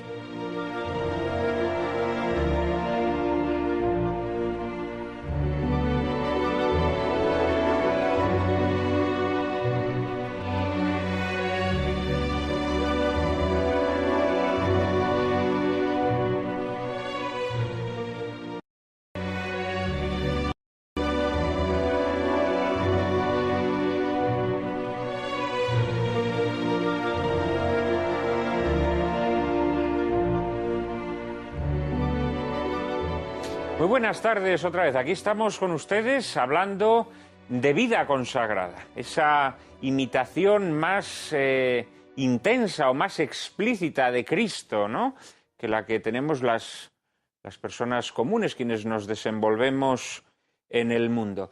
Se dice mucho que la vida consagrada está en crisis, que la vida consagrada en estos momentos está pasando por un mal momento. ¿Es esto cierto? ¿Cuáles son sus causas? María Cárcava nos introduce en el asunto. ¿Puede hablarse de una crisis de la vida consagrada? Lo cierto es que casi todas las compañías religiosas, grandes o pequeñas, masculinas o femeninas, contemplativas, activas o mixtas, se han reducido notoriamente en los últimos 50 años sin que tampoco pueda afirmarse que tal disminución numérica se haya acompañado de un refinamiento cualitativo. Y la situación es todavía mucho más grave en las naciones europeas, pues en Asia y en África todavía surgen vocaciones que, sin embargo, no bastan para detener la caída general. Así, por ejemplo, la Compañía de Jesús, que en 1966 superó la cifra de 36.000 miembros, contaba en 2010 con poco más de 18.000, exactamente la mitad. Los franciscanos, que antes de comenzar el concilio eran más de 26.000, se han quedado en 14.724, perdiendo en el camino un 44% de frailes y siendo superados en número por los salesianos, que han pasado a ser el segundo instituto religioso con 15.953 miembros en 2010. Los dominicos, que en 1959 superaban los 9.500, son ahora 5.900. Y los benedictinos, que en 1959 eran 11.500, son ahora 7.438, aunque desde el año 2000 apenas han disminuido. Nada comparable a lo ocurrido entre los maristas, que han perdido el 51% de sus efectivos, o entre los hermanos de la Salle, que en 1973 eran 14.517 y en 2010 4.979, lo que supone una reducción pavorosa del 69%. Otras órdenes y congregaciones, como los claretianos o los carmelitas descalzos, por el contrario, apenas han experimentado descenso. Y en medio del hundimiento general crecen los cistercienses y los trinitarios. Los datos referidos a las religiosas no son más halagüeños, aunque algunas congregaciones, como las Misioneras de la Caridad, congregación fundada por la beata Teresa de Calcuta, han crecido exponencialmente. No faltan expresiones gozosas como la pujanza de Jesu Comunio, las antiguas clarisas de Lerma, que crecen en número y también en juventud. Los números no expresan, sin embargo, toda la gravedad de la situación, pues muchas órdenes y congregaciones salvan sus números por la incorporación de miembros sudamericanos, africanos y asiáticos, mientras sus miembros europeos alcanzan una altísima media de edad. Preguntamos hoy a nuestros invitados: ¿creen que la vida consagrada está inmersa en una profunda crisis? Y también, ¿cuáles creen que son las razones de esta disminución del número de vocaciones a la vida consagrada? Pues empezamos con el Padre Santiago. Pues objetivamente creo que sí. Sé que muchas veces hoy se trata de decir que no hay esta crisis o que no es real, o se trata de aliviar la realidad, o se trata de maquillar, se trata de decir, bueno, por aquí disminuye, pero por aquí crece, hay que pensar que a lo mejor en calidad ha crecido, que es una llamada a nuestra conciencia. El decir, es un toque duro, un aldabonazo a nuestra conciencia, el decir, bueno, pues esas cifras que nos ha señalado María Cárcava son reales, y efectivamente es que no solo son las cifras, sino los hechos también cualitativos. Las raíces o por qué esta crisis, pues yo creo que hay dos elementos. Por una parte, la propia evolución de la sociedad occidental, el cambio de pensamiento, la evolución de la propia psicología de los occidentales, un ablandamiento, un debilitamiento en el carácter, en la personalidad, que tiene raíces filosóficas muy de fondo. Todo esto está evidentemente ahí. La propia disminución de la natalidad, evidentemente, hay menos donde obtener vocaciones, pero también hay causas internas, y causas internas de la propia vida religiosa y de la evolución en los últimos años. Cuando antes se hablaba del término conciliar, preconciliar, es un hecho real, verídico, que está ahí, que es a partir del concilio, ciertamente, cuando esta crisis ha producido.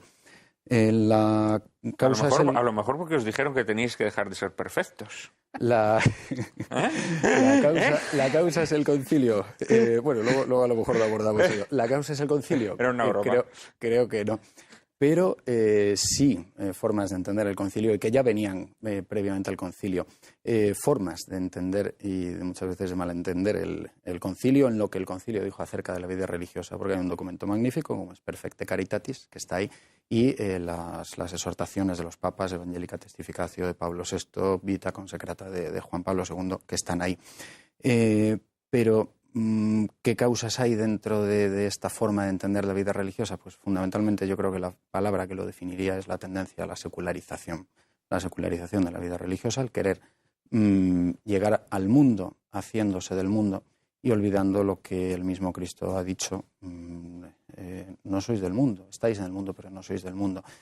Se nos mete el mundo porque el mundo, y el mundo moderno especialmente, agrada, tiene muchos estímulos y esto en todas las órdenes sucede, pero el querer agradar, el querer atraer quizá al mundo moderno desde unas formas que pienso que son equivocadas y que los resultados están ahí. Esa secularización pues ha supuesto muchas veces también una relajación en las costumbres,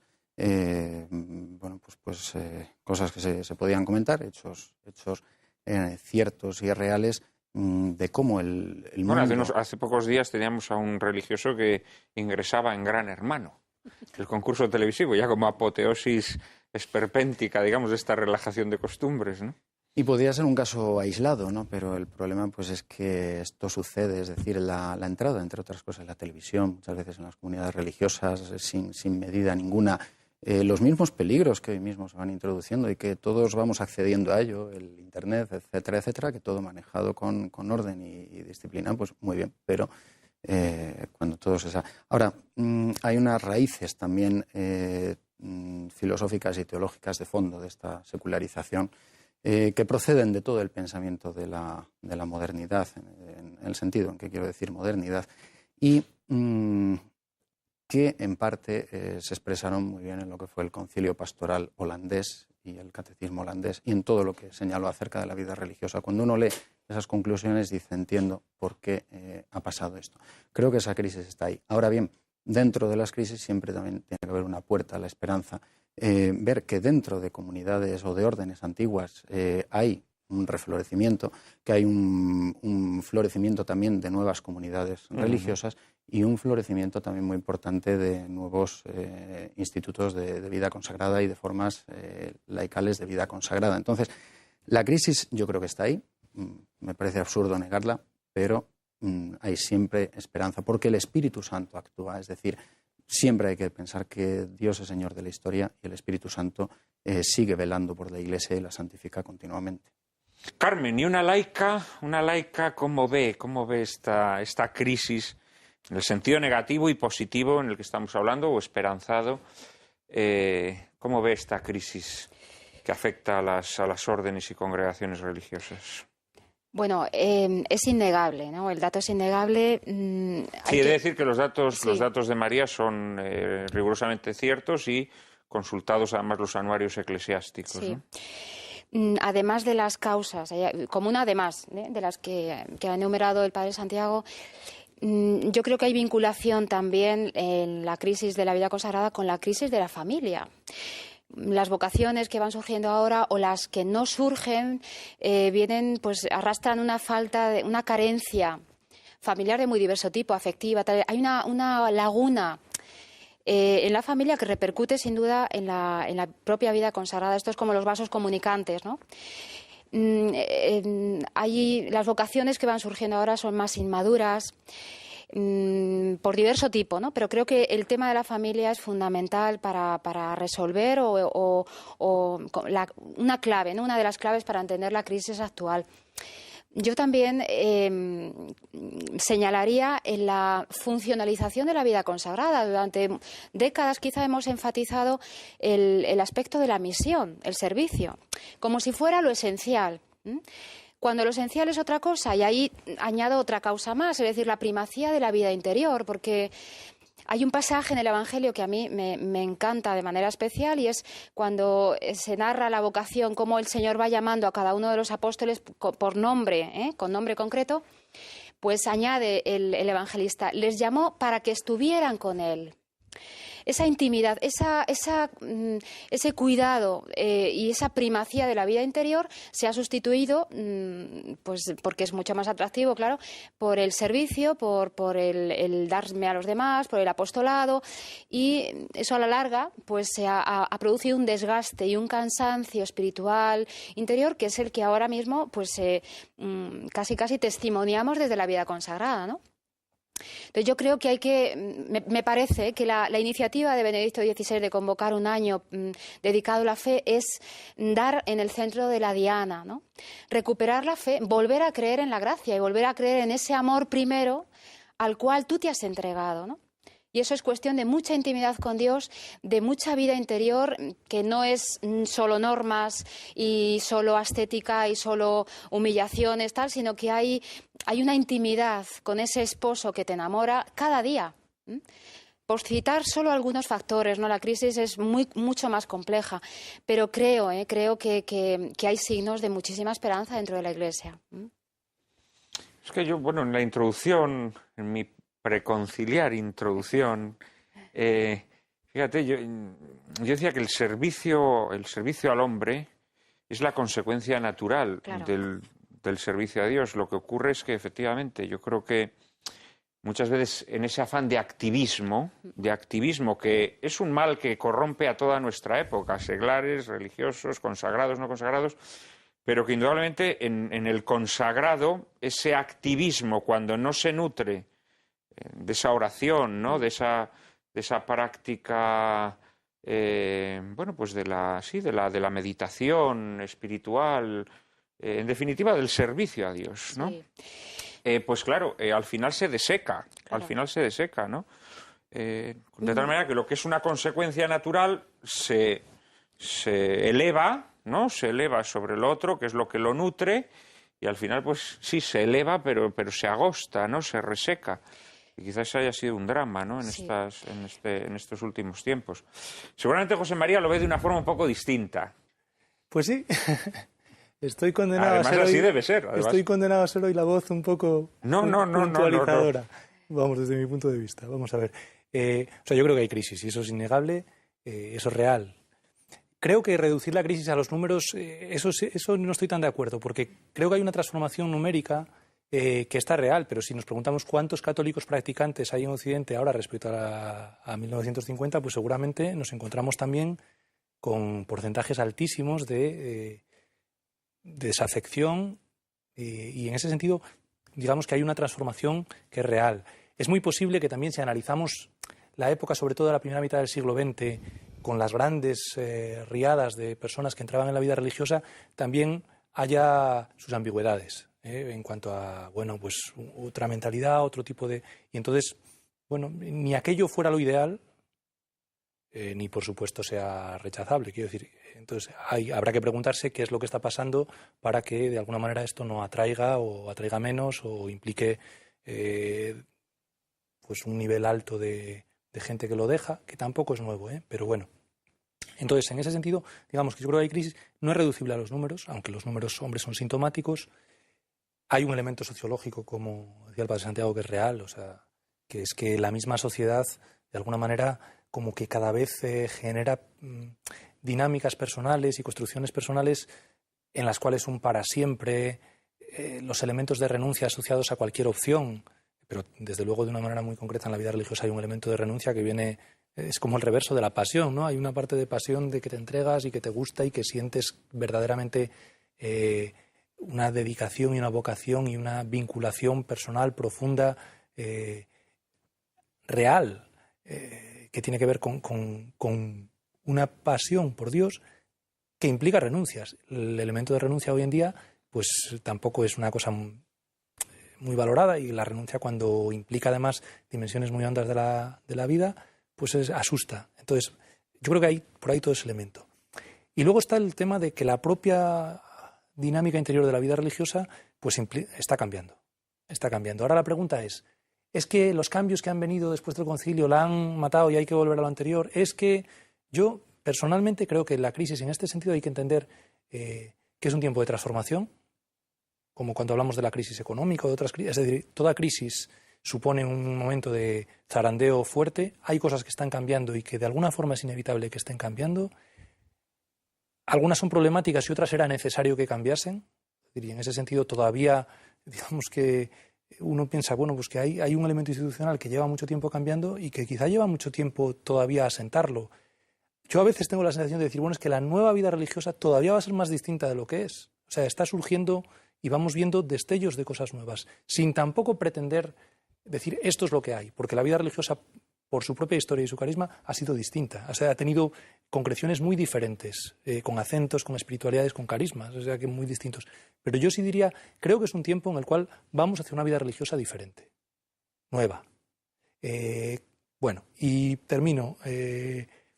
Sobre el tema de la interioridad, ¿no? Yo creo que es cierto, o sea, que la interioridad y la vida interior y la vida espiritual interior es fundamental, y sin ella no se sostiene nada de lo demás. O sea, un activismo que no tenga detrás, de alguna manera, una vida interior, pues al final termina convirtiéndose en estéril y termina secando a las personas.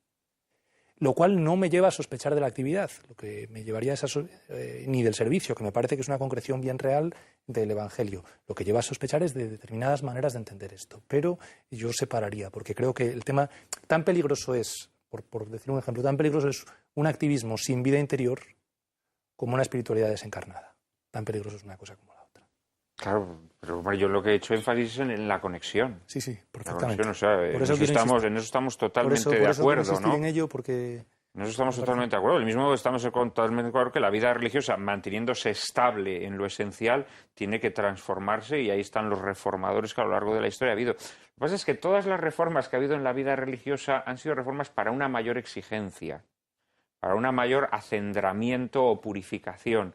Mientras que yo creo que las reformas que ha habido en los últimos tiempos han sido reformas para una mayor relajación, para una pérdida de exigencia. Hay, por ejemplo, un hecho que yo no sé, ¿no? Vosotros que sois religiosos, quizá me podríais aclarar, ¿no? Las comunidades se constituyen, ¿no? Y se vive, pues, en un convento, en un monasterio, en una casa, etcétera, etcétera. Pero de repente surge la moda, pues que los religiosos de repente pues que dejen de vivir en comunidad y que se vayan a vivir a un piso, por ejemplo. ¿Por qué? Que alguien me explique qué tiene que ver eso con las reformas que necesita la vida religiosa. No, eso lo único que hace es romper la médula de la vida religiosa. Porque si es una vida en comunidad y el sentido de la comunidad se fortalece uniendo los vínculos, ¿por qué en un determinado momento muchos frailes, muchos religiosos se ponen a vivir en pisos, por ejemplo, ¿no? Sí, yo creo que, mira, yo te daría ahí como un matiz, de nuevo un matiz. Es decir, yo creo que ha podido haber relajación, posiblemente la haya habido muchas cosas, y algunas de estas hace falta pues otro elemento de conversión y de transformación. Pero yo creo que la reforma no fue en línea de buscar más relajación, no fue, aunque haya podido acarrearla, sino en línea de buscar aprender a hablar con un lenguaje nuevo en un mundo que está necesitado de una palabra distinta. Es decir, hay un elemento de traducción, de cercanía, que yo creo que sigue siendo muy necesario. Es decir, hay muchas veces las personas que nos oyen hablar a gentes de iglesia y nos oyen y bueno, les parece muy bien lo que decimos, les parecerá, pero de alguna manera como que habla de otras esferas, de otros ámbitos, a otro nivel. Y hay un elemento de traducción, de traducir la misma vida religiosa, traducir su esencia, lo que significa, lo que tiene, que yo creo que ahí tenemos todo un mundo pendiente. Bueno, muchos de los cambios tenían que ver con esto, en el fondo, es decir, con aprender de alguna manera a dialogar en un contexto distinto, salir al encuentro de personas allá donde están.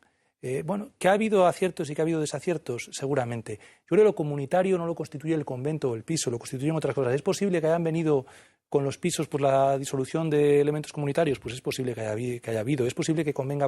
Es posible, pero yo... Yo creo que es un hecho eso. No siempre. No siempre.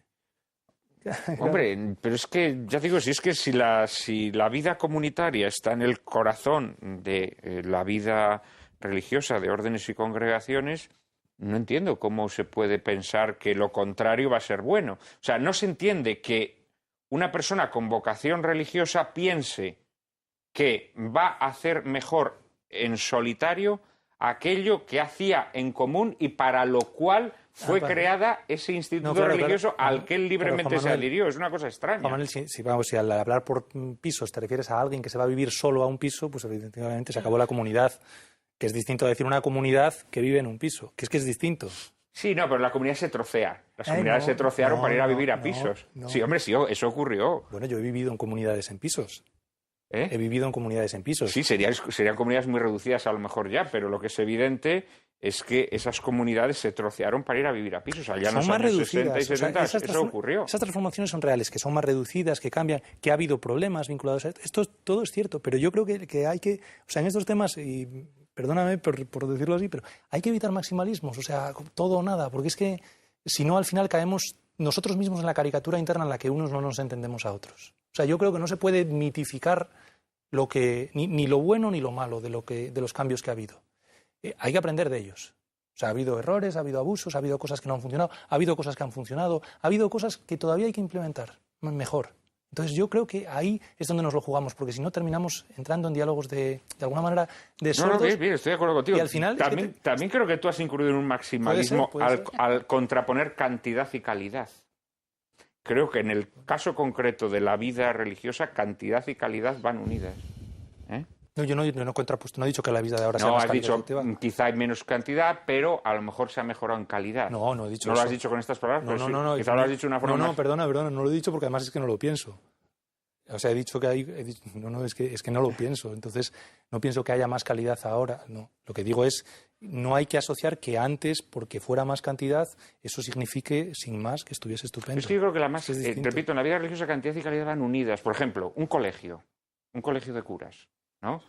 Pues sí, lo vemos hoy, ¿no? Los colegios de curas se mantienen con un cura o con 2 curas, pero evidentemente esos colegios funcionarían mejor si hubiera 30 curas o 40 curas. Ya, entonces es evidente. Bueno, pero entonces estamos hablando de 2 cosas distintas, entendemos por calidad. O sea, si me estás diciendo el tipo de servicio que se puede ofrecer, es una cosa, pero no, porque eso no, el tipo de servicio lo pueden ofrecer mejor los profesores. Bueno, entonces, lo que yo te a lo mejor saben más que los curas. Lo que pasa es que ese colegio pierde su identidad distintiva. Claro, entonces estamos hablando un poco de la institución, etcétera. Pero yo, donde yo te diría, no hay que entrar en la trampa de la cantidad y la calidad, que sean menos no quiere decir que sean peores. Las personas, los religiosos. Ni que sean más quiere decir que sean peores o mejores. No, en absoluto. Yo lo separaría. Del mismo modo que si Cristo, en vez de tener 12 discípulos, hubiese tenido 12 apóstoles, hubiese tenido 2, no hubiesen sido peores. Pero desde luego con 12 pudo hacer mucho más. Vale, entonces vale, pero entonces quiero decir que, bueno, estamos de acuerdo, no vamos a polemizar más. Hermana Paloma, ¿hay crisis? ¿No hay crisis? Hay crisis.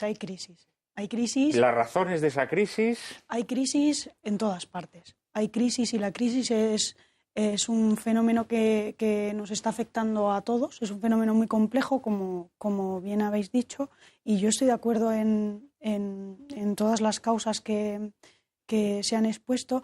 Acentuaría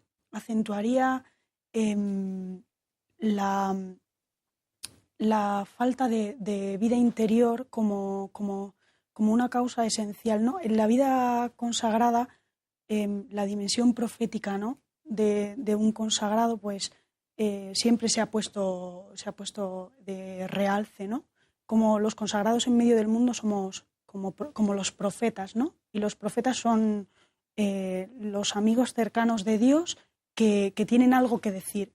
Y muchas veces no hemos tenido nada que decir, porque hemos perdido realmente el norte, porque nos hemos hecho uno como los demás.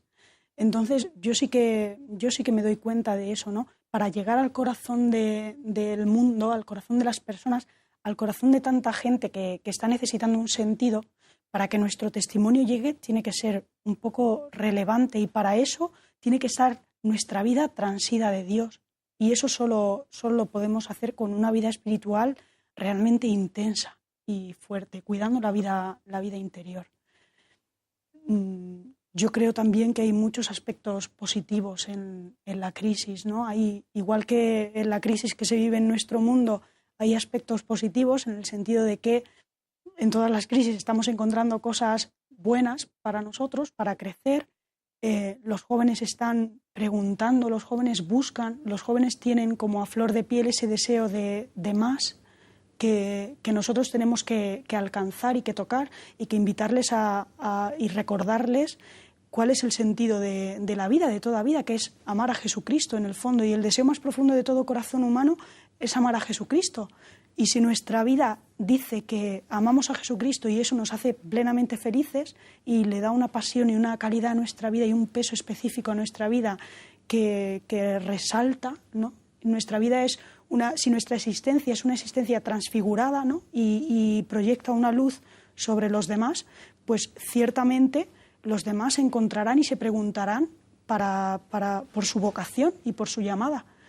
Realmente yo creo que el problema vocacional hoy no es un problema de llamada, sino un problema de escucha también, ¿no? Es un problema de que la gente no se pone en el lugar donde hay cobertura para escuchar a Dios. Las formas de vida que llevamos no favorecen esa comunicación. ¿No? Entonces, claro que hay crisis dentro de la vida consagrada y tendremos que estar en un proceso continuo de conversión, como nos invita el Evangelio. Pero también es cierto que necesitamos provocar, especialmente los jóvenes, ¿no?, que son los que están discerniendo, ¿no?, el camino al que el Señor les llama, provocar momentos, provocar encuentros, provocar un preguntarse por la voluntad de Dios en sus vidas y un preguntarse por la felicidad a la que están llamados. Que al lado de todas estas, todas estas noticias sombrías, ¿no?, de órdenes y congregaciones que van perdiendo miembros, en cambio florecen nuevas expresiones de vida consagrada. ¿Cómo lo podríamos explicar, Carmen? El misterio de Cristo es tan inagotable que se manifiesta siempre en expresiones nuevas, ¿no? También un poco motivados por las circunstancias, la tesitura de los tiempos, que va provocando reflexiones nuevas, matices diferentes sobre el misterio de Cristo que hace siglos a lo mejor no se daban. Muchas veces surgen esas nuevas formas de un intento de volver a profundizar con mayor vigor y con mayor luz sobre el carisma antiguo para refundirlo, por decirlo así, y refundarlo, ¿no? Entonces, es la propia vitalidad interna de la Iglesia la que va suscitando esas nuevas formas y siempre lo más acorde a los tiempos, ¿no? La explosión de consagración laical que se está dando en el siglo XX y XXI responde sin duda a una nueva tesitura histórica, pero también a un impulso interno de la Iglesia, una movilización del laicado que viene arrastrándose desde los años 50, ¿no? Entonces, creo que es ley de vida, ¿no? También es verdad que un tema que no ha salido, pero me gustaría que saliera, el tema de la formación. A medida que se va profundizando en la fe, tenemos más accesibilidad a la palabra de Dios, un mayor conocimiento de lo que es la gracia, la liturgia, los sacramentos. Todo eso va haciendo florecer también esas nuevas formas de vivir lo esencial que es el misterio de Cristo. Pero el misterio de Cristo es inagotable y surgirán siempre formas nuevas dentro de la Iglesia. Es ley de la Iglesia, es ley de vida. Has mencionado la formación. Quizá la formación también sea una de las causas de la crisis, ¿eh? Sí. Una formación deficiente o un tanto desnortada o un tanto relajada, no lo sé. Desgraciadamente tenemos que dejarlo aquí. Ha sido un placer, hoy la película ha sido muy larga y por lo tanto no hemos podido extendernos como yo hubiese deseado. Ha sido un placer de verdad contar con vuestras aportaciones. Muchísimas gracias a los cuatro, muchísimas gracias a todos ustedes por estar ahí y en apenas un minuto María Gárcava y yo mismo les anticiparemos el asunto de nuestro próximo programa.